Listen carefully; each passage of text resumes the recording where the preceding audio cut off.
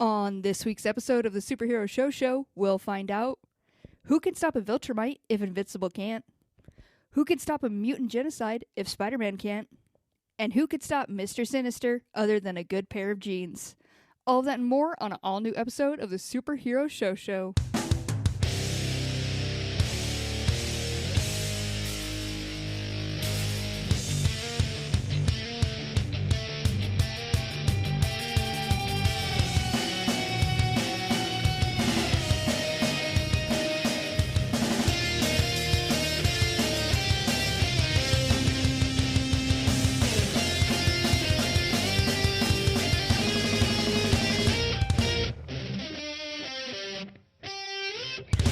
What's up, nerds? Welcome to the Superhero Show, the only podcast that covers every live-action TV show based on a comic book, as well as some of the animated ones.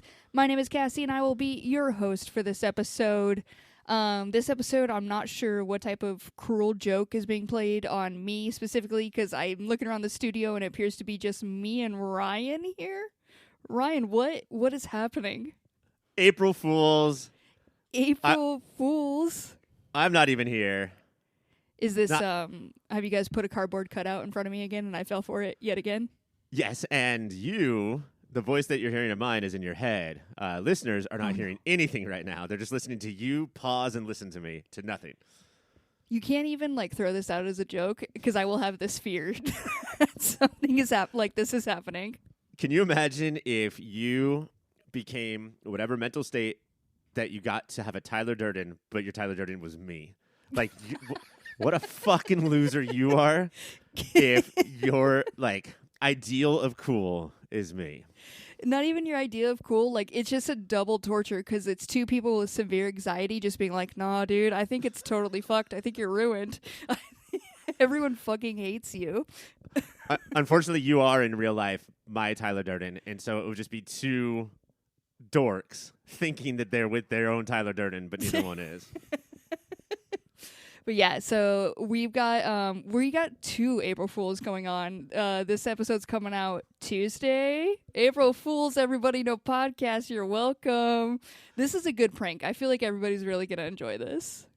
I was gonna say that this episode is late because of some editing technicality or difficulty, but now you put it in the recording, so that's interesting. Fucking great.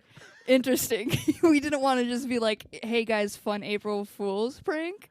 Oh, wait, let's do that. Fun April Fool's prank. Here's the good news, though. I know it's late, and I know people are starving for their shush, their superhero. Craving it, dude. Yeah, it pangs in their ovaries how bad they want this shit right now. They're fiending for it. Here's the good news. It's just that much shorter of a wait till you get the next episode after this one. It's almost like a double dose, a double hit for the people. Yeah. If you don't count not getting one last time, then which sweet. No one does. Everyone's forgot about it. Everyone's had a great time. But this episode, Ryan, I'm going to say it's going to be totally worth it because it's just me and you. We get to set the vibe right up front, right out from the beginning. Do we want to be laid back, cool, super intense, like you call it? We'll make it happen. Well, right now, you are crushing Baja Blast as you're skateboarding around the studio. And hacky sacking while skateboarding. So yeah, I guess I'm going to go with your vibe right now. Which is totally laid back and chill. That's how I am always. That's a casual day for me. I can do that always. It's going to be laid back and casual in that way, but we do have a big episode coming up. It's going to be lit. It's going to go crazy because we're going to be talking about X-Men 97, Resident Alien. But before we get to all of that, let's dive into our this week's episode of Invincible. On this week's episode of Invincible, the Viltrumite Anissa is on Earth and needs to talk to Invincible. They punch each other. Meanwhile, on the Mark side, Mark realizes it's time to decide what he wants his role to be. Boyfriend, son, college student, superhero, animation fan, because he can't do them all. Taste buds, before we get to the action, I ask you this. What did you think of this scene where everyone is talking about the scene between Mark and his favorite cartoon showrunner? You remember this one? This one is what made me so angry and wanted to turn this shit off. The last time I watched Invincible, I was like, you know what? I get it. This show can be good. I kind of see why. I'm going to get past my hatred for it. And then they did this shit, and I was like, this show sucks ass. It's the worst thing I've ever seen. Okay. I, unlike most people on the internet, didn't like it as much as them. You are taking this to a whole new level. Let me explain. Let me explain why Cassie is punching holes through the drywall right now. That's for Baja Blast. Sorry, I drank too much Baja Blast. I just got to get the energy out somehow. Also, why do you hide your extra BB, Baja Blast? BB is short for Baja Blast. Why do you hide your extra BB in the walls and then you have to punch to find it? Because I have a problem and the house knows it, so they hide it. Oh, the house did it. I gotta hide it. Like the household, the peeps here who want to keep me from my Baja Blast, my BB. Your BB. And again, that is Baja Blast. BB. B for Baja, B for Blast. In the comic book, Mark goes to meet his favorite comic book writer or artist and says, don't you think it's weird when comic book artists will repeat the same panel over and over and over again to save time? Don't you think that's a cheat? And then it cuts to the comic book artist and he sits there and thinks, same panel, same panel, same panel, same panel, and then no. And then we turn the page, and that's it. So that's good. That's a good bit. That's a good bit. In honor of that, this week on Invincible, he goes to meet his favorite showrunner, and they talk about all of the ways that cartoons, or they start it with, why was there such a delay in your show? Why did it take so long to come out? And the cartoon guy's like, well, it's hard to animate. And then they discuss every cheat that a cartoon does, cover up mouths, show wide angles where it's just a still picture, but you can't tell because it's so far away. And then we get demonstrations of that. And I think the biggest difference between the comic book and the cartoon is the comic book, it's possible you miss it. It's possible you read right past it and turn the page, and that's fine. The cartoon refuses to let anyone not know exactly what they're doing. It goes on forever. Forever, Ryan. They spent so long. If it would have been just a quick little beat, we got it, we get it, that's funny. And for the people who wouldn't have got it, everyone who, sucks this dude's dick raw would have posted it all over the internet, so everyone would have been like, do you get what he did here? We didn't need 10 minutes of this. It was insane. Because meanwhile, and not to shit on the show necessarily for this, but meanwhile, when they're doing those tricks and mocking cartoons about how they save money, they're also saving all that money by doing what they're doing. Yeah. Which is clever, I guess. But yeah, it was too much, not enough faith in the audience, Invincible. And also, you've never displayed this sense of humor before, the show, and also these are at this point tired jokes. Not to quote a cliche around these parts and the world, but The Simpsons did everything that you just did 30 years ago. Yeah, it was entirely too much. It made me angry, and it ruined the rest of the episode for me. But I mean, this episode did it feel like kind of a filler? Well, I guess it can't be a filler episode. It's always pushing forward the plot. We had a lot happen. But yeah, this is a week of 2 penultimate episodes of the season. Resident Alien is ending next week too. And so typically, or a lot of times with these type of shows, that, the second to last show will just be ramping for the big battle, Yeah.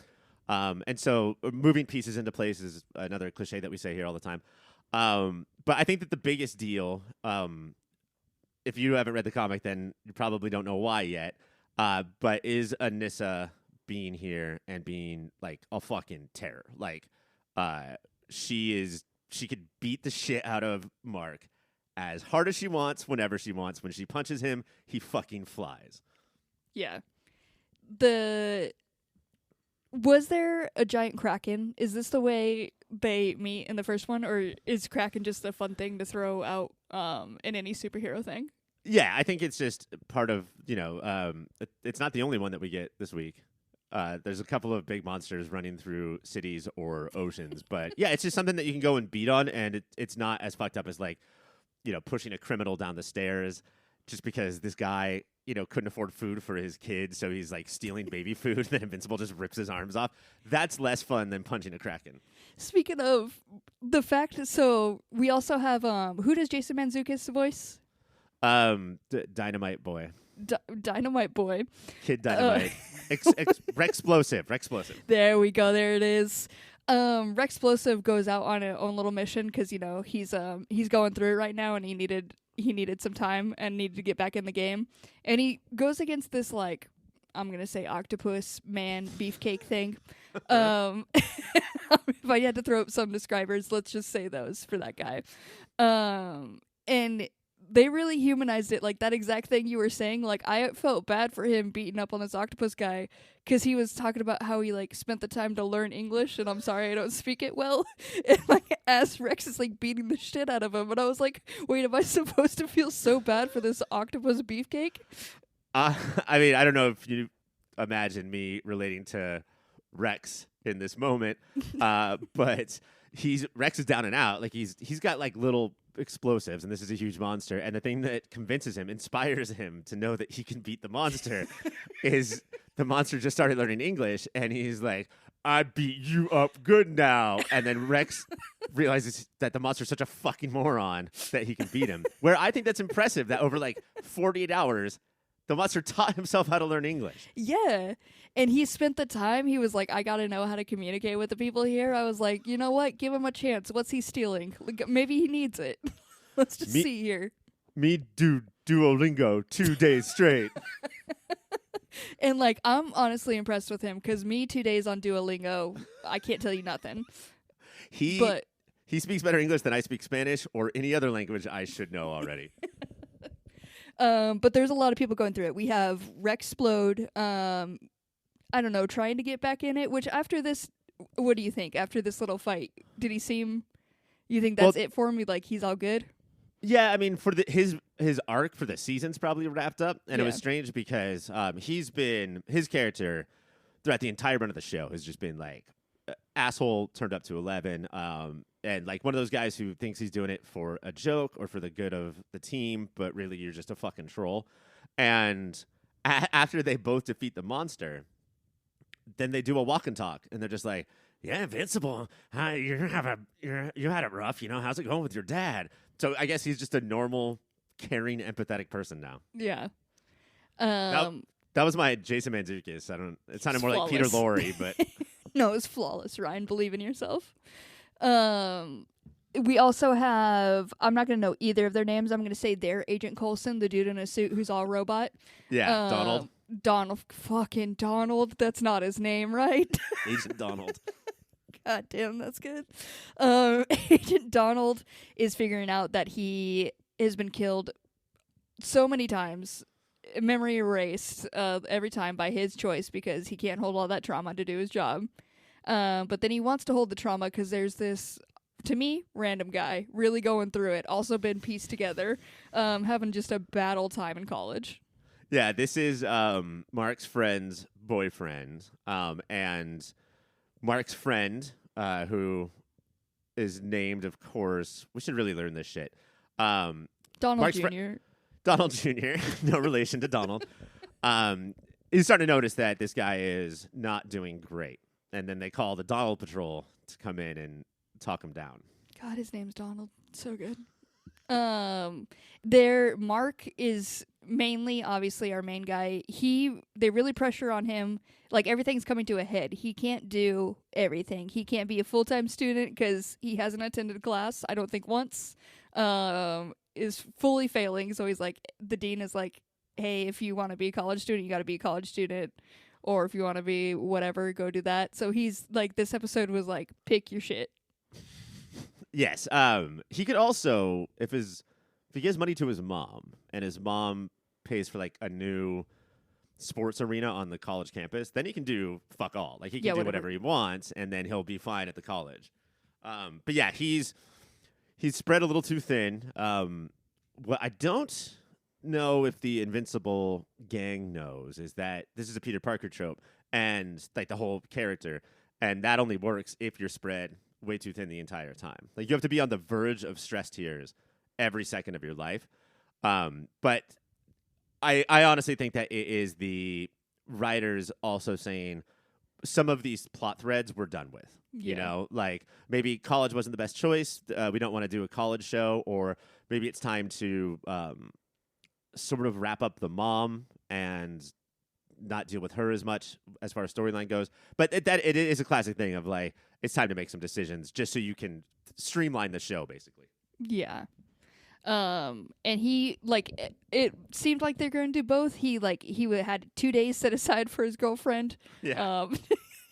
You know, which she was really struggling with because she was like, I can't say spend time with me because you got to save the world and that's selfish as hell. And I was like, I felt so bad for her because I was like, yeah, dude, that would be a terrible weight to have. Just be like, I want to spend time with this person, but if I do, like, people are dying.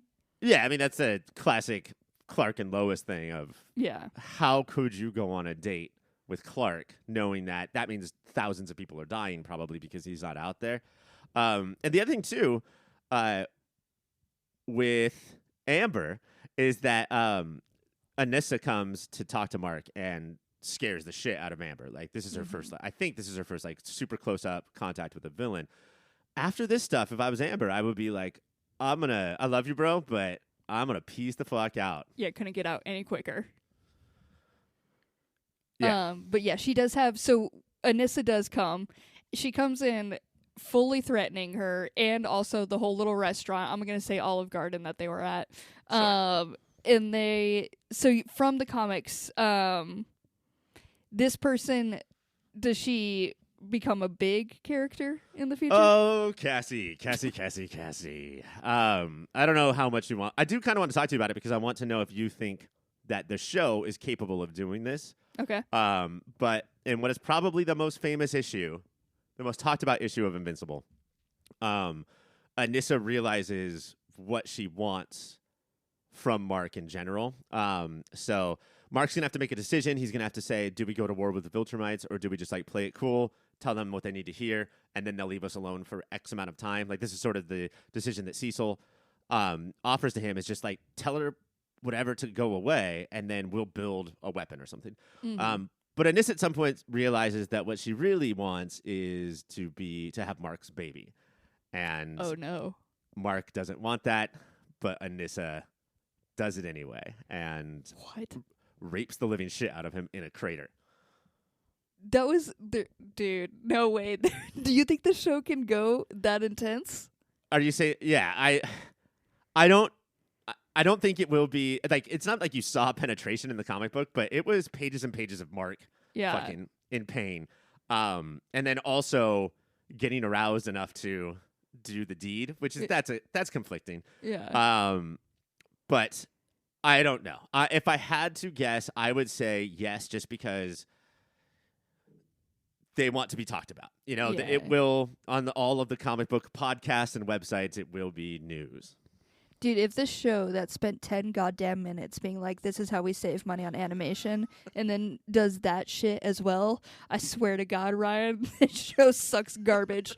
This whole segment, we've just been like, oh yeah, this trope that like Superman did, this trope that Spider-Man did. So they're just doing the same shit that everybody's done, but throwing in a shock factor. This shit sucks. I'm back on this shit sucks. Okay, I hear what you're saying, but I do think that the success of Invincible is to reliven these tropes, like to breathe new life rather into these tropes, with a new character that we just never get anymore. You know, like we don't get a new character named, you know, like Miles Morales and then have him be something. It's Spider-Man again. You know, it's the same, you know, like Superboy and whoever. We just get copies of the past heroes. For Invincible to be a different character and then go through all of the comic book tropes that we know and love, I think that was the selling point. It's why I love the comic so much. But I see what you're saying too. Because, Ryan, I can make a comic, name the dude. I'll name him fucking Doug or whatever little nerd-ass name is. If that's all it takes, you tell me I could be raking in money and I just got to throw in a different name but do what everyone else did? Actually, there's been remakes. We've only been doing... Yeah, this makes sense. I should have known this. Invincible is garbage is what I have come to. I can't wait to read your comic book where you took one page out of 22 different comic books, stapled them together, and said, look, it's commenting on books of the past. Do you guys get what I'm doing? I don't even care about this anymore. Is there another plot point we care about here? Ryan, convince the people they should watch this shit show. I think the show is unbelievable. 10 minutes of this episode aside, of this entire season aside, this has been a great season. Cassie hates, handsome boys, which is why there's so much animosity between me and her. Yeah. And so that's why she doesn't like Mark in this show. But I think everyone should watch it. I think we're going to get more Oliver next week. I think that's going to finally pay off because Oliver does become a little bit of a Robin to his Batman. There's a superhero we haven't referenced yet. Next week, different tropes. The only, I just don't even care. I just don't. I was going to mention, so Anissa has this whole rant about, if you let the Viltrumites take over, we could save this planet, Earth's ruining themselves, aka the Thanos argument. Again, another thing they just fucking recycled. So, I don't know. That was a cool point, I guess. Good job, Invincible. I love you trying it, but if humans recycled as much as Invincible did, then the Earth wouldn't be in as bad of a place as it is. So yeah, it's building up to something. It's doing some shit. Check it out if you want. We'll go to moments of the week. Do you got one, Ryan? My moment of the week was the other big announcement from Invincible that everybody was talking about is that one of the villains from the past, I think from the past, at least for the future, was voiced by Ezra Miller, and it is not any longer. So there we go. I know it's a lot more affordable for them to kick him out than for DC to kick him out of the Flash movie that was already filmed and all the effects were done. But, that guy, keep him off your quote-unquote set for a while and let them figure their shit out. Yeah. My moment of the week is when I got confirmation that I can still hate this show. It feels good. But if you do want to watch it, it's on Amazon Prime. So go ahead, check it out. That is all I could stand to talk about Invincible. But Ryan, I believe you had a website idea, and I'd rather talk about that instead. Oh boy. Okay. I have been weighing the market, trying to figure out what's about to pop off, what's popular. And before it got trademarked, I went and trademarked Doug the Superhero or some darn old name like that. And so on Doug.com, you can read all of the adventures of Doug. There's one where he meets Mary Jane Watson. There's one where he gets hit with a missile and becomes a giant green monster. He just has so many different adventures, This guy sounds so rad. This website needs to pop off because it's gonna be huge. Now, of course, I couldn't get the rights to Doug.com, so it is Doug the Superhero or some darn old name.com. And I think everybody's just gonna naturally be typing that into their browser anyhow. So this is gonna work really well. And just to really get the people in, you're gonna need a flashy, catchy website. And my friends, cybersprout.net can help you build that. That's because they got drag and drop tools if you want to get in there and make it yourself. Or if not, they'll build it for you. They focus on collaboration, goal-driven design. That's cybersprout.net, your partner for a digital world. Coming up next, let's go to the pull list. Welcome to the pull list, where we cover every other show that came out this week. First up is The Walking Dead, The Ones Who Live. On the 5th episode of The Ones Who Live, Rick and Michonne spend a night in Yellowstone after running into Jadis. Or Jadis, who knows. After running into each other, these three get into a fight, double-cross each other, and eventually Jadis dies. With her last dying breath, she does give Rick a wedding ring, though. He then proposes to Michonne, and they fly off in a helicopter on a romantic honeymoon to the CRM to retrieve a dossier. Taste buds, I ask you, if you had to plan a honeymoon during a zombie apocalypse but also had a helicopter, what would you do? Honeymoon and also had a helicopter. Couldn't I just plan the honeymoon on the helicopter? You could, but have you ever watched Bachelor? It's pretty limited once you're on there. You're kind of just talking to each other through these little headphone things. Also, the dude flying it is kind of involved in your whole little situation. But I don't know how wild you can get on a helicopter. You can't dance or nothing. You're pretty limited. Well, I don't know what the helicopter rental rates are in the post-apocalypse, but I would just throw that guy out because I can almost guarantee that I could fly a helicopter better than him.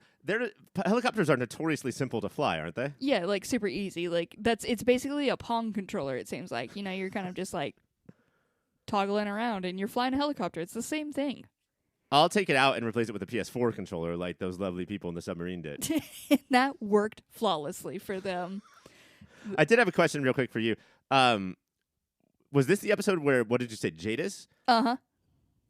did that? There was a character like Will. She is previously from this. Yeah, and then there was like a John Smith, and they were going to go protest against him. So I was just wondering, did Jada's Pinkett Smith? Jada's Pickett Smith? Did Jada's Pickett Smith? Yeah, right. Is what I was going to say. Yeah, right. It did, right. Oh, hold on. April Fools. I did not actually say that. All right, now we're back. Now we're good. Oh, man. The Walking Dead, The Ones Who Live is on Sundays on AMC. Next up is Resident Alien. On this week's episode of Resident Alien, Harry's kid Liza is back, and she's pissed. More than I hate you, Dad pissed. She's like, I'm going to fucking kill you, Dad pissed. While that leads to one of Resident Alien's all-time fight scenes, Asta runs into her mom again for a different kind of reunion. Meanwhile, the mayor gets in on Mike and Liz's investigation, and Kate's journey about her abduction comes to a startling conclusion. Taste buds, I ask you this. Do you want to talk about the fight scene or the horrible ending? The fight scene, please. You coward.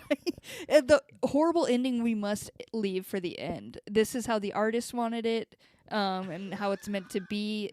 Give me the fight, please. So all those podcasts that analyze movies by going through them chronologically, scene by scene, that you're not saying that's hack. You're saying that's how the artist wanted it to be talked about. That's how you're supposed to consume it, and also can put it out for other people to consume through you, scene by scene, minute by minute. Exactly. All right, I'm not even going to analyze this or critique it. I'm just going to explain it to you and delight in what happened. So Sahar's back. She was gone for 3 episodes. Now she's back. Liza, do you remember Harry having a kid? No.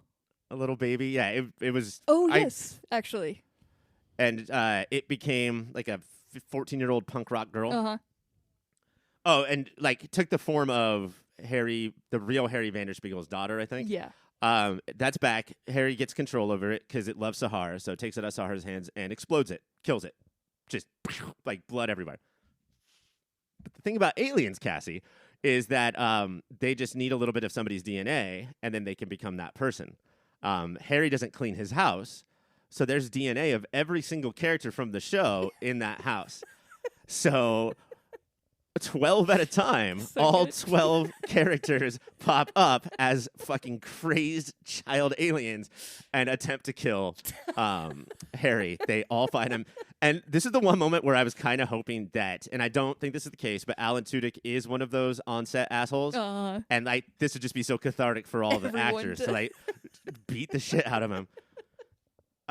It's fucking amazing. It's slow motion. Like they take it so seriously. He's just tasing and exploding all of these people. One character is noticeably absent. And so when everybody's gone, the alien runs over and plops directly on not just random DNA like a hair, but a booger, a specifically giant booger. Harry says, "Who would leave a booger like that in my house?" Alien becomes Max. Max just picked his nose and dropped a boulder onto the floor. Fucking nuts. And Max screams at him about, instead of fighting, he screams at him about what a shitty friend / father figure he is. And all of a sudden he realizes that he loves his baby. Wow. Yeah. Touching and action-packed all at the same time. That's how Resident Alien does. What is with all of the other characters? Do we have what's going on with Asta? So Asta's mom comes back. She was from a season ago, played by Donald Logue's sister. And she says, "Hey, I decided that I'm going to give you the information that you wanted about your past. But it was really expensive to get here. So if you were to pay for that, like give me $1,000, then I'll tell you the information." Cool. And so basically Asta does not learn about her past, but she learns about her future, that it's going to work with her and her daughter that she put up for adoption because she's not a fucking money-grubbing cunt like her biological mother. Should we go to was it horrible ending? How did you describe it? Terrifying? Yes, just fucking, there's every once in a while Resident Alien will take something on that you maybe don't think they should and then just fucking kill it. By the way, did I tell you that my wife recommended me a new show on Netflix? No. Yeah. She's like, "Have you seen the show called Resident Alien?" first of all, clearly a huge listener to this show. My wife supports you listens very every much. week. But also, it just speaks to the fact that like it's becoming more and more true that TV doesn't count Yeah. unless it's on Netflix. We have been singing the praises of Resident Alien for years, and only now are people going to watch it. But which is awesome. It just, you guys, Netflix is far too powerful, and at some point needs to be taken down. Kate is working with Liv because Liv is Kate, the mayor's wife, is the only one that believes her that she was abducted. She's got the little bead in her neck that is like proof. And not only was she abducted, but her baby was abducted, and only she came back. And Harry realizes all this too, and basically the aliens have been making her forget, or at least get very, very foggy about it. With Harry's about to make her forget again, because that's the only way to like live a peaceful life, is just that if she doesn't know that that baby ever existed. And Harry, after all of his trials and tribulations and baby love and realizing what it means to be a parent, decides, you know what? I'm not going to make her forget. In fact, I'm going to let her remember. And so switches the button the other way, and it all comes to her, and this actress just does a clinic on what it's like to remember that a decade ago you had a baby and now you don't. Jesus Christ. It was hilarious on this funny comedy show. To start it off with such a dumb fight where to punching a booger kid. That's oh man, that's insane. I'm just devastated thinking about it. Let's go to the moments of the week. We're gonna be big people. We're not gonna cry thinking about it. Moment of the week, Ryan. My moment of the week is Asta comes to all these conclusions and then is talking to her daughter and like apologizes for, all of her, like everything that Asta's learned and about the past, and saying, is there any way that Asta's daughter's pissed about everything? And Asta's like, is there a way that we could just like talk about it right now? And Asta's daughter goes to get out of the car and says, absolutely not.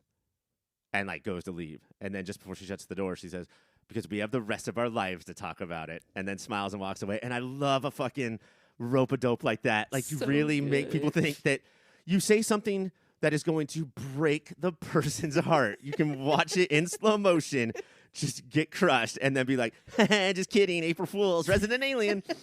Could you ever be the person, like, I want to be the person who could pull that off even for 2 seconds, but if they even start to look devastated, I would bail out so quickly. I mean, no, just kidding. The rest of our lives, we're totally fine. We're cool. And at that point, like, maybe she wasn't planning on saying that, but she saw her mom's heartbreak, and she was like, oh, just kidding. Just kidding, we're fine. Resident Alien is Wednesdays on Sci-Fi. Our final show of the week is X-Men 97. On the third episode of X-Men 97, we find out that Jean Grey, who has been in the mansion and just gave birth to her and Scott's baby, is actually Sinister's clone of Jean. Sinister cloned her with the plan to take their child, make him immune, and then take his powers. After realizing she's a clone, this Jean turns into the Goblin Queen and sends the X-Men to hell. It all gets pretty intense until the real Jean breaks through to her. Taste Ryan, I ask you, can you believe X-Men 97 has taken this melodrama for adults to this level in just the third episode? Man, oh man. We, much like everybody else, talks about how X-Men is as much a soap opera as it is an action show or superhero show. And to say like, oh, what happened on X-Men this week? And you're like, oh, Cyclops learned that his baby is actually with a clone of his wife, and then his wife is there too, and now they have to figure out what to do with the baby. That sounds like you're talking about like a classic daytime soap opera. Yes. There's also a line, and it goes so hard. Fucking this Sinister is like, this is how Sinister should have been. This guy is insane, like truly evil, sassy as hell. He has something of like, look at Cyclops who couldn't even like bed the right person and created a monster. I was like, Jesus Christ. Yes, he like Magneto is now a weak man, not because of his powers, but because he's a hero, and that's just like the weakest thing you can do. And like a principal of a school, like nerd ass. Fucking shut the fuck up, Magneto. But I think that you're right. Mr. Sinister is now and should have always been like the most fucking despicable. The dude files his teeth into fangs, for God's sakes. And for the name to like be Mr. Sinister, and they describe it in this one like as like he's like basically like evil incarnate, and like they really backed it up with how they made this character. Like he was kind of a joke in the one. It was just fun to see like Mr. Sinister pop up, and that was gonna be a weird little fun episode. And this one, my God, he holds back nothing and just really. He also makes them call like. Once she finds out, this other Jean finds out she's a clone, he's like, I'm your daddy. Like, I'm Daddy Sinister. I was like, whoa, dude. Like, we are really escalating things here. I mean, you talked about in the last segment about how this is sort of the era between Thanos and the Viltrumites of, like, what we're doing is bad, but it's a means to an end, right? Like, our main goal is still some sort of idealistic. And Sinister is just like, I want to do this, and I do it as wickedly as possible because it's fun as hell. Dude, this was such a long haul. Like, the whole time I was thinking of, like, how long has he had this in place with the plans that they would bone and he would get this child? Like, this is insane. Did real Jean pop up? Was that, like, not part of the plan? I don't think that was part of the plan. That throws a wrench. Yeah. I wanted... sometimes when I watch this stuff, I think about you because... you don't have the decades of history with it like Mike and I do. And last week we talked about how this show isn't as buck as the original show. I want to know what your reaction was and let you know that this is comically or historically comic book and not just being buck. When Jean 2.0, the clone, turned around and said, I'm not Jean, I'm the Goblin Queen. Did you see that coming? The term Goblin Queen. Did you think that she was going to say that? Ryan, they made, when she goes evil, full cunty mode. Like, just like the outfit, the attitude, everything. I was like, yes, this is a villain. This is, I'm living for her. And then she had this dramatic reveal, and I was like, God, yes, what is it going to be? And it was the Goblin Queen. I was like, guys, we could have updated. I know we're staying true to the original. But there's no explanation for Goblin Queen. Like, it should have had her like just before she was like, I'm not Jean, I'm, and then she pulls up like a Spirit Halloween catalog and just flips through costumes. Firefighter, sexy nurse, ooh, Goblin Queen. Like, there's no goblins in this universe as far as I'm concerned. I've yet to see a goblin.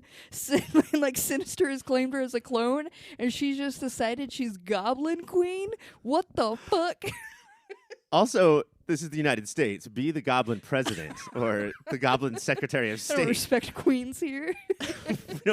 we fucking kick the shit out of queens in wars. God. We talked about this a little bit when we were watching the original cartoon, but this is a story that comes straight out of this era where the author, who I think Chris Claremont was writing these comic books at the time, was like, ooh, I have a new character. Let's put her in, like, leather bondage. Oh, and then here's a different character. Let's put her in leather bondage. And just all of their outfits are just BDSM club clothes. It's so good. We also have, like, this instantly, like, I knew we were in a whole nother ball game as soon as, so, like, once she figures out she's a clone, Sinister, like, takes up power over her or whatever, claims back, like, whatever. As he says, like, I own every part of your body. Fucking freak, dude. But she starts, like, working for him, essentially, and sends all of them to hell or makes them think they are in hell. And that slow process of everyone, like, seeing some nightmares. And, like, Morph, like, I don't understand Morph. Like, Morph went to go, like, hit on Wolverine in the shower and then, like, got attacked. I was like, this is all insane, and I am loving it. It is a different type of book, and I was so hyped the whole time.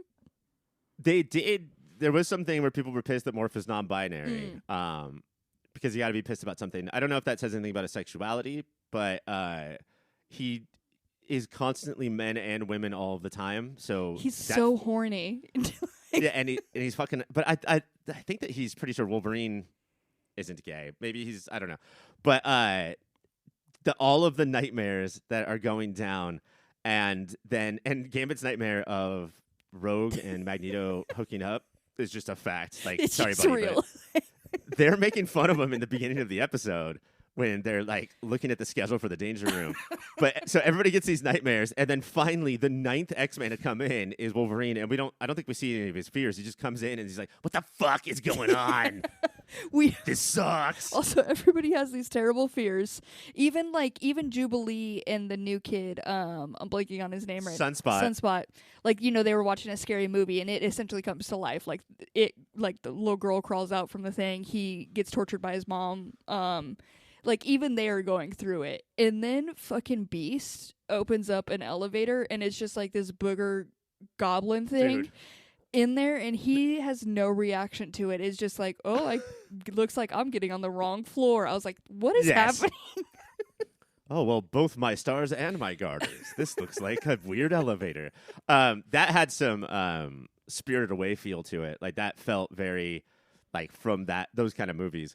And I love the whole thing where like adults are full of fear and anxiety and animosity and being cowards, and so all the adults in the team, like, they have these very thought out nightmares of like what they're so scared of.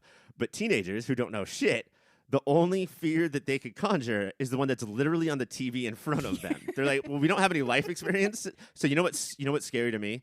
Scary movies.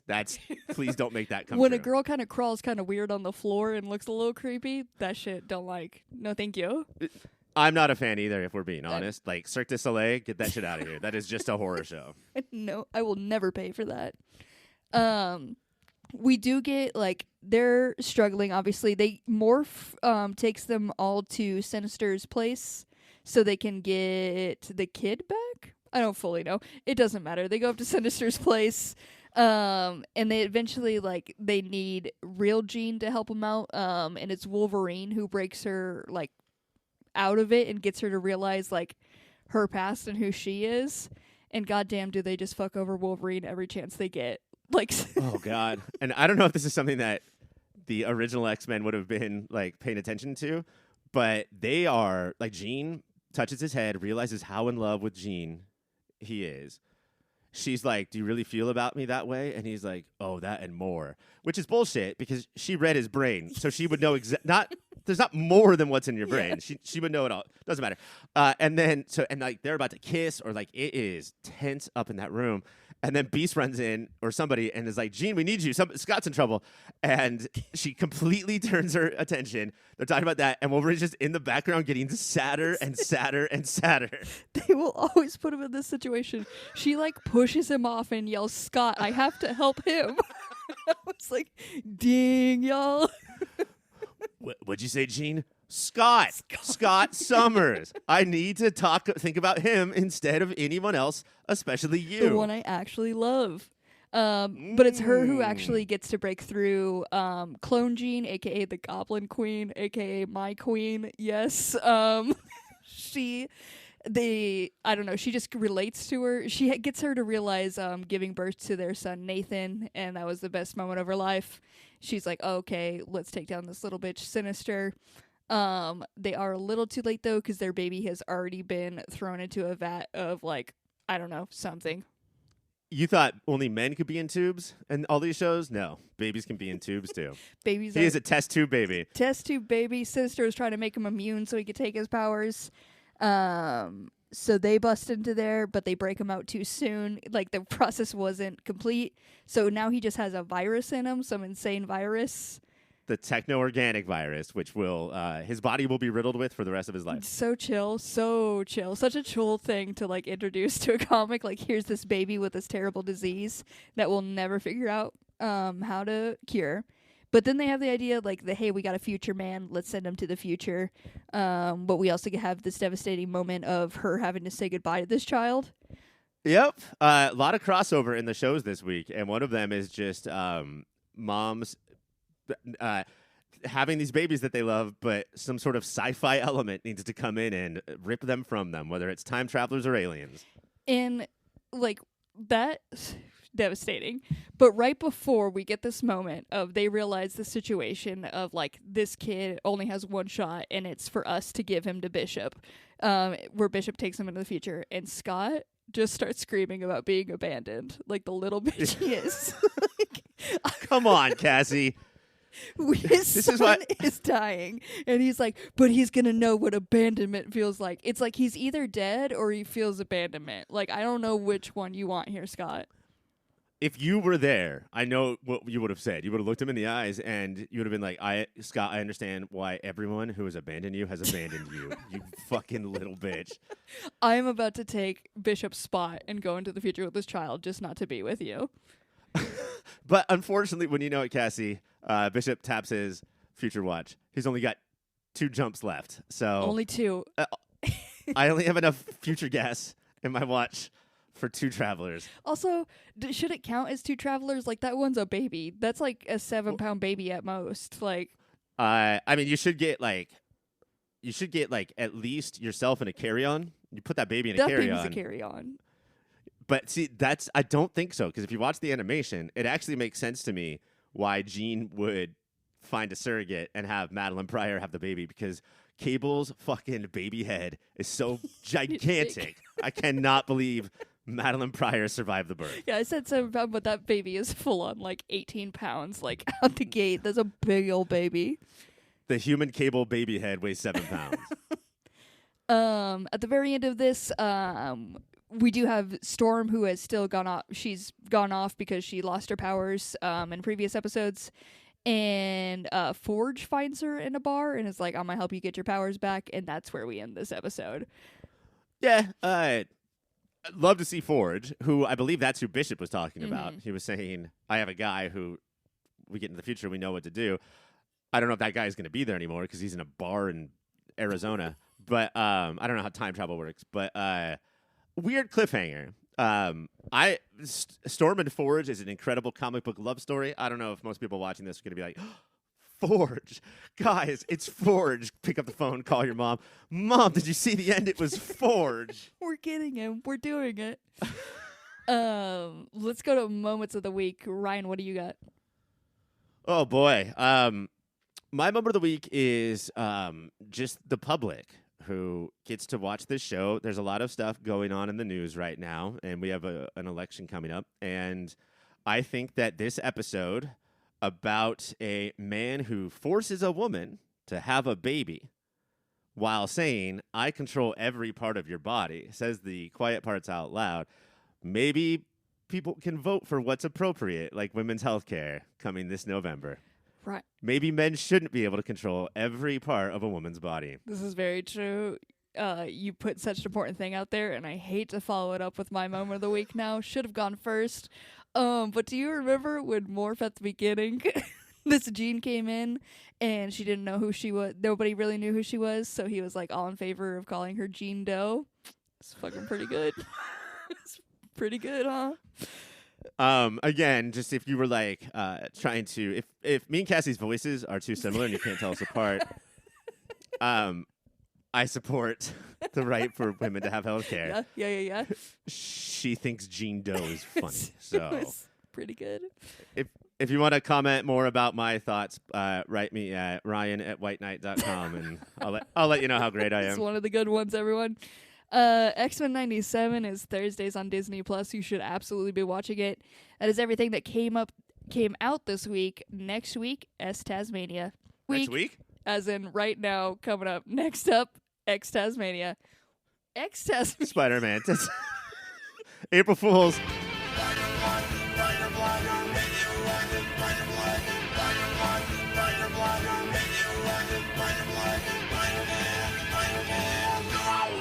Welcome to Tasmania, bitch, a mini show within a show where we take an in-depth, episode-by-episode look at Fox's seminal and underrated afternoon cartoon of the mid-90s, Spider-Man the Animated Series. This week we're covering Neogenic Nightmare Chapter 5, and this episode picks right back up with the fight between Wolverine and Spider-Man that the Green Goblin has interrupted. There's no green on this goblin. Fucking Hobgoblin. There's a lot of goblins also this week. Somebody contact the Goblin Queen and get some green on this goblin. After Goblin I did Queen, want it to say was that a downfall, like to this one. I was on 2 highs. I do want to say that my true Goblin Queen is, of course, Nancy Reagan, the throat goat, who was just goblin cocks throughout the entire Reagan presidency. Right. Sorry, Cassie, keep going. We're like 30 seconds into the segment. on Spider-Man. How did we get here? There's a fight going on between all of them. It gets interrupted. The security team becomes aware of these mutants fighting outside, so they obviously have to fire off missiles. And Hobgoblin's like, perfect, you guys go after these people. I'm going to Landon's building and do some things. And I do want to talk about this fight though, because we get to watch these people watch this fight. So basically, we get to watch people watch Spider-Man the animated series. But Spider-Man and Wolverine, who have many powers, right? So many. Each of them have 12 powers. They are in this alleyway, full on Greco-Roman wrestling, like grabbing each other by the back of the neck and just straight up. And well, I don't know if straight is the right word, but like going at each other. No, and I think this is because they both know that they're heroes. yeah. So let's put the power aside and just be boys. And let's wrestle like boys. And I appreciate that. It's honestly just a lot of rolling around on the ground. Like when they go to the security cams, it's just two boys rolling on the ground, and they're like, "Let's shoot missiles at them." I'm like, I guess, dude. I don't know. See, I think that every time the camera moves off them, they're just like smooch, smooch, smooch, smooch, smooch, and then the camera goes back. It's like, oh shit, let's fight again. Actually, I hate you. In between this fight, they're like, Wolverine gets a chance to yell at him. He's like, Beast was last seen with you. What's up? And he was like, I told him about Landon's spot. So they decide to go into Landon's building, which is just a meetup spot now. We go inside and we see that Beast has been captured in there, see him in the little cage, and get a flashback to his early work because that's what inspired Landon. Which, yeah, it's fucked up. Did you, when you saw, and this is for later in the show, but when you saw Beast in that cage that was clearly like lit up blue bars, did you know for sure that's electricity immediately? Even though you have never been a superhero, you just see that and you're like, oh, I wouldn't jump directly into that. That's clearly electricity. Yeah, there's definitely, maybe not electricity. There's something happening there where I know touchy, no good, for sure. Touchy, no good. Yes. Absolutely. I know that. You know that. Hopefully everyone knows that. Touchy, no good. They would absolutely know that. To get in, we see Wolverine just cutting through the air duct, I think. He literally just appears out of the sky somehow, like Wolverine does. And him and Spidey, they start having to fight off all these guards, which then definitely occupies them. So the Goblin goes to a computer that's just labeled Mutant Genetic Research. It's a giant computer. The screen is just labeled so everybody knows what's happening at this computer. That's why there's a label on my laptop that just says porn, just so everybody knows what this is used for. There's no question about it. Yeah, you know it. It's porn on here. He then, he's like, this is what I needed. He puts in a little CD-ROM. A face pops up on the screen, and just so we know what's going on, it straight up says your data has been transferred to your CD-ROM. Thank you so much, giant face. For anybody who's ever burned a CD, so anybody who was born in the 60s, you know that it is not an instantaneous process, but that's okay.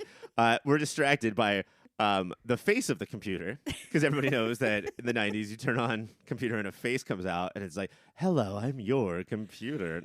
How are you? I don't know why they sound like Jeff Goldblum. Yeah, that was a weird take on that one.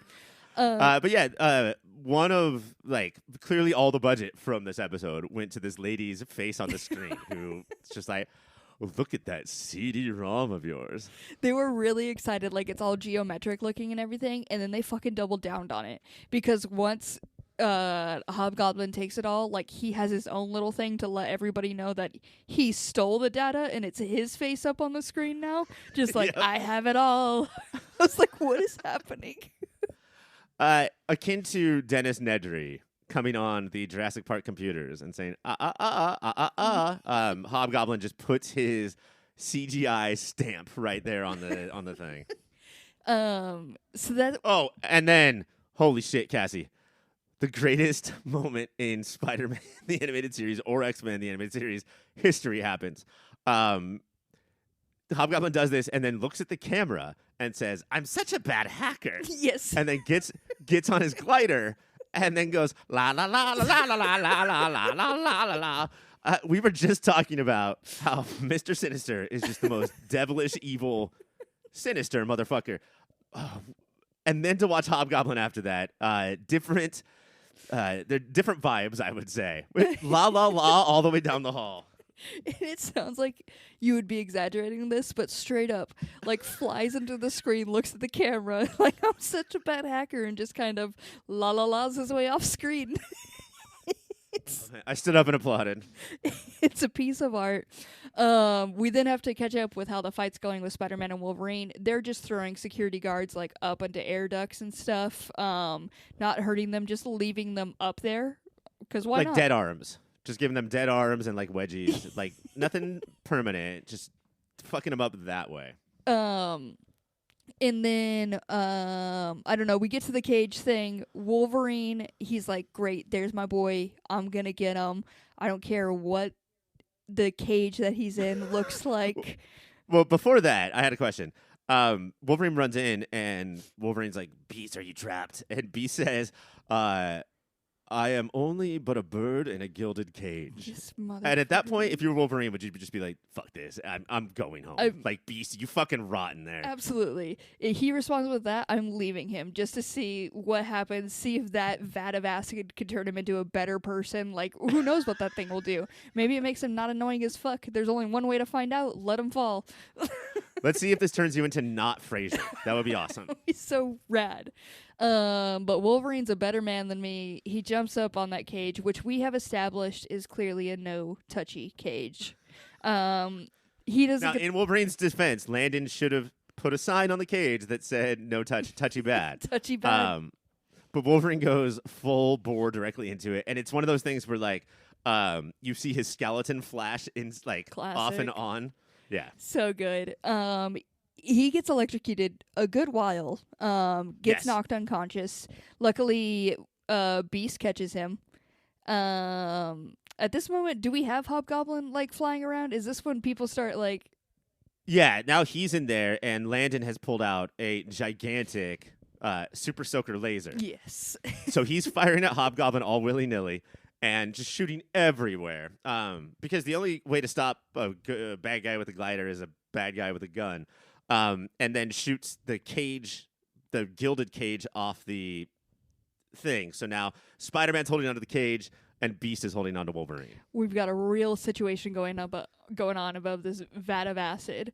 While this is like hanging on, we gotta catch in with Fisk. This random dude calls into Fisk and is like, "Hey, it's not going great over here. Also, he was never building a mutant army for you." And we just see Fisk be a little bitch and like yell at this one guy in a wheelchair, being like, "I'll take my anger out on you."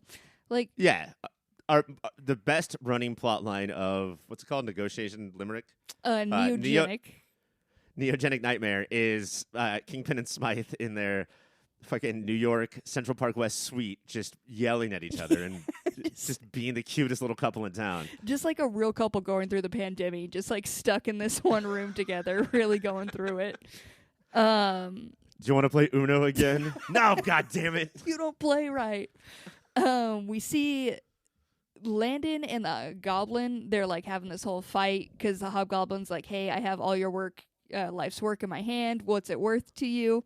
And that's how they Hobgoblin, this is how you know he is the baddest bad boy in town. Because not only in this episode does he say, "I'm such a bad hacker," but says something that I have not heard or thought about since the 90s, like when the show came out. Finders keepers, losers weepers. That, once you say that to somebody, what are they going to say back? Fucking ultimate. During this fight again, like Wolverine almost, like the cage gets knocked again, of course, because there's a fucking goblin flying around. Wolverine almost falls into this vat of acid. He wakes up on this one though, so we're back. We got the boy. And they're just like, you know what? Start like rocking your body back and forth so we can just get this cage over. Flawless plan. It of course works. Spider-Man says, "Rock your body right," and then Beast is like, "Backstreet's back tonight." All right. We then Hobgoblin gets hit on his glider, and his glider, he goes directly into a handrail and gets the glider stuck there. So, and I always think about this, like when you're an evil villain, but you get a flat tire, and like now you have to change a tire, but you're dressed as an evil villain. Like he's trying to still be badass, but he's just struggling to just unwedge this glider from the handrail so he can go home. The realest moment this show has ever had. During this, like, Landon is chasing him, and he ends up falling into the acid himself. Real bummer when the acid you set up for a mutant ends up being what you fall into. And, of course, it wasn't tested for humans. We don't know what would happen. Guess what happens? It turns humans into mutants. And, like, a real freaky lizard four-armed thing. Like, a crazy-ass mutant. Some sort of, not like kaiju size, but still, he's big and gross and wants to go through town. I love that, like, I don't know, way of thinking, though, that, like, the old, if you take Tylenol when you don't have a headache, it will then cause you to have a headache. Uh-huh. That's it. We found the cure for mutants, but if you're not a mutant, now you are. Sorry, dude. It's going to turn you into one. I wonder, much like having a second coconut hit you in the head and you get your memory back, couldn't he then just go back into the dip and become a human again? He was too focused on, like, you know, it ouchie hurts to be this lizard thing that he turned into, and the only way to cure that is sucking electricity, which also makes him bigger. Fucking flawless feature to have in a bad guy. Just make sure he constantly gets bigger each time. Like, he just powers up every second. Good, great. I swear to God, we just watched something that had that. Yeah. Can you remember a monster sucking electricity out of stuff? Does that ring a bell? I was thinking Bane, but that was fuck buildings to death, not suck electricity out. He takes his, like, assistant person hostage, I think. Who absolutely hates mutants so much. Nobody knows why, but she fucking hates mutants. There's some strange reason, and he's just going through town. He's, like, powering up. Everybody's like, what are we gonna do? This is when the X-Men get called in, because when there's a monster rampaging, you need the X-Men. Sure. They all show up. They have a fight go on. I don't think there was any real big moment to hear. Like, Rogue gets sent down to, like, tie him up. Rogue also has flirty moments with Spider-Man. Yeah. She smacks him in the ass and says, like, all the ladies on the X-Men have some flirty moment with Spider-Man, but you're never gonna believe this, Cassie, despite watching the episode. What happens? All the X-Men come, and one at a time they fail until Storm flies in and handles everything. Can you believe that? They realize he's powering up, so, like, Spider-Man and Beast have this whole sciencey thing. They're like, I don't know, science electricity, make sure he's not grounded, do some shit, and Spider-Man says, all right, we need a Flugamajorg and a Thingamajig, and Beast is like, oh, we have both of those on the plane. Both? Like, Beast is ready for any situation. Have one on the plane, and maybe you have to find the other one, but time is running out on the episode. We're almost over. So Beast is like, oh, we have both of those on the plane. Both are those. At that point, I would have been like, we need steak and lobster, and Beast would have had to say. He would have gone to Sizzler. Both are there for a great deal. The only problem was the plane had everything, but it also wasn't strong enough to hold up this big lizard boy, like they thought. So the plane goes down. But I don't know. It's about to go down, but then all of a sudden it's saved. It freezes in midair because some mutant-phobic assistant decides to pull out her mutant power, telekinesis, Kyle, and keeps the ship in the air. She says, no more suffering or no more pain or no more death, and then does that. And this is just simply commentary, Cassie, as you know, on every homophobic politician that we've ever heard turns out to be gay. Just all of them screaming about how there should be no gay rights, and then they get busted in a bathroom with a dick in their mouth. Happens every fucking time. Every single time. They have a heart-to-heart with her. They're like, hey, being a mutant's totally fine. See what your power can do. You've been saving people this whole time. And she has been. She saved Spider-Man, I don't know, and some other people. Last week, yeah. Scott comes up, and he's just like, Scott's got a Scott, man. Like, they're getting ready to part ways, and he's like, Spider-Man, champ, you're a real team player, and it was great working with you. Like, fuck off, Scott. We don't need this moment, you fucking bitch. He sucks. He said, you're about to fall, but you have a spring in your step, and that's because of summers. Winter. And I thought that was an incredible Scott line, if you ask me. A real great also, one. I think Rogue at one point says, once bitten, twice shy. Yeah, I think so.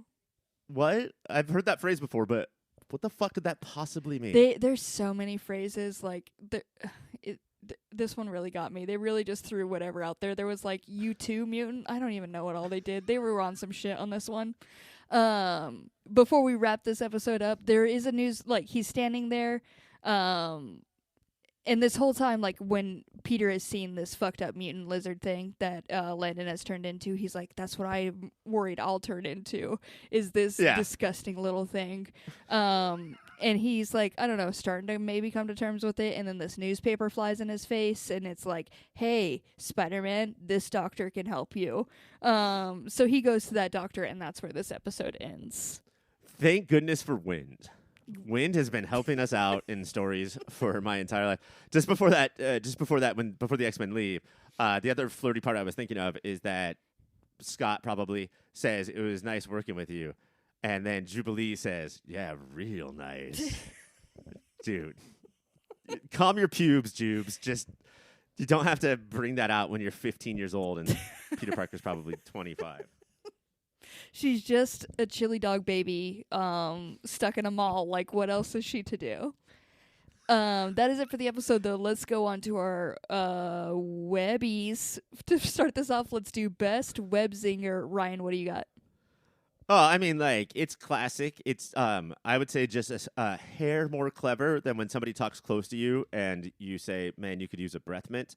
And it's when Spider-Man says to Wolverine, have you thought about seeing a manicurist? Good. Just classic. Classic. My best web zinger, I think it's actually, I don't remember who says it, but when Landon falls into the acid and is essentially like getting murdered, we don't know what's happening to him at this point. Someone says, you scientists always getting too immersed in your work, as he's literally possibly dying in there. Fucking good. Whoever it was. Actually, I think it was hero. Wolverine. And Ryan, it clearly has to be that one. So I'm going to give myself 2 points for that. Our next one is Kung Fu Grip or Best Mover Power. What do you have for it? There was a couple in the section. We didn't get into a lot of the details about how Spidey and Wolverine beat up these guys, but there's some stuff with a door that I really enjoyed. But my favorite was Wolverine says, like, over here, and Spider-Man tosses him 2 guys. And then Wolverine catches them and throws them straight up into the air, 40 feet in the air, and then they grab onto a ledge, and they're like, this job doesn't pay enough. Ryan, I'm so proud of you. There's literally 2 things I have written down, and it's the power of claws to make a door wherever you need, and also throwing boys up into the airs onto pipe. I know that we don't like shitting on animation here, but when Wolverine goes to make that door, he cuts like 4 times, and then it cuts to Spider-Man going like, cool. And then it cuts back to Wolverine, and he has just made the same X over and over again. Like, that's not working, dude. But Ryan, you knocked it out of the park. You got both of the ones I have, which means you win. There's also no other competition for you, but I'm going to reward you by giving you 4 whole points for that. Hell yeah. Our next one is most 90s thing. What do you got for it? Oh, I mean, this is hands down. The whole computer section, the whole bad hacker situation, just like made fucking 90s explode out of my body. But turning on the computer and having virtual lady come on and be like, welcome to your computer. Just, yeah, God damn it, 90s. You knew nothing, and yet you knew everything. It was. That's obviously the only answer for this one. And the fact that, like, it comes on the screen and she straight up says, like, everything has been transferred to your CD-ROM. Like, that makes it more fancy or more technical to say CD-ROM. Fucking good. 90s. Nailed it. The writers of this clearly had just heard the term CD-ROM like that last week, and they like the way that she says it. It's clearly in a way where they want to prove that they know what a CD-ROM is. Yeah, we've heard of it. We know data can go on it. So, I'm gonna give you 2 points for that, Ryan. You're killing it. I'm crushing you're you. fucking crushing me. Our next one is New York is a character. What do you got for it? When the monster it breaks out and is just heading for the city, somebody says he's heading to Midtown. Midtown is probably like that has to be the middle of New York town, Midtown. That's New York as fuck, baby. It sounds like it. It simply has to be, and there's no New York boy, aka Mike, to confirm or yell at us. So, it absolutely is. I just have nothing stood out as super New York on this one, and the security guards had somewhat of an accent, so I put my security boys. Every once in a while, when they were getting thrown up, there was like a New York spin on it, like they yelled out pizza or some shit. But I am when they got thrown up in the air, somebody said, "I'm flying here." Honestly, they should have done that, and they would do that. But I'm gonna give you a point for that one, Ryan. You don't need this extra point, but I kind of need the compliment here. Our final award, Cassie compliment. What do you got for it? Did you want to go first for this? Do you even nominate for this award? I simply don't. Just can't even fathom what to do for it. So it's just a bonus round for you guys. The least Cassie thing of all time is you sitting in your house thinking, how should I compliment myself today? How can I be seen in this show? I think this one's very clear, too. Cassie, you have the insult power of one Wolverine. That is such a compliment because Wolverine straight up says, and I quote, "Shut up, you puny little geek." And if I had a fucking dollar for every time you said that word for word to me, I would have $7 billion. Wolverine's just a cool dude, and I relate to him a lot. I'm glad you could see me in him and give me this proper compliment. I'm going to give you another point for that, Ryan. Great job. That takes the total to me with 2. Great job. Give myself a pat on the back. But you have taken it home, Ryan, with 7 points, I believe. Vegas is going to be pissed. I know. Like, they had you as the odds-on favorite for winning this tonight, and you did not. Fucking swept it, dude. That's it. We've done this episode, just the 2 of us. It feels good. But before you leave, everyone, please subscribe and follow wherever you get your podcasts or catch every episode on YouTube at Your Pop Filter. We also have some websites, and that website is popfilter.co. You go there, you're going to find everything we do and put out. You're just going to see pictures of Mike and Ryan plastered all over that whenever you go to it. Actually, there is a new feature on the website. This is not a joke. This is legit. We have switched it so if you have a favorite podcaster, because not all of us are on every show, you can type in the search bar, you can type Cassie, and it will just give you the superhero shows that she is on. Dang. And you could skip those ones where it's just fucking chaos because she's not there. That's a rad-ass feature. That's a good feature. Go check that out. Popfilter.co. Another website you should check out, popfilter.co/Amazon. We know you guys are already on Amazon. It's just convenient. That's how you get things. But we would like a little bit of that cash that Bezos is getting. So please shop on Amazon that way. We have another show on the network. Ryan, can you please tell the people about it? Yes. Just this week, a new season of Movie of the Year has begun. It is all about the year 1984. Nonstop nostalgia and incredible movies all season long. We have whittled the field of 64 down to 16, and those Sweet 16 are going to compete all season long to take down the ultimate prize, the film Birdie, with an Alan Parker movie that has music by Peter Gabriel. Absolutely not in the Sweet 16. So if that's what you're going for, don't do that one.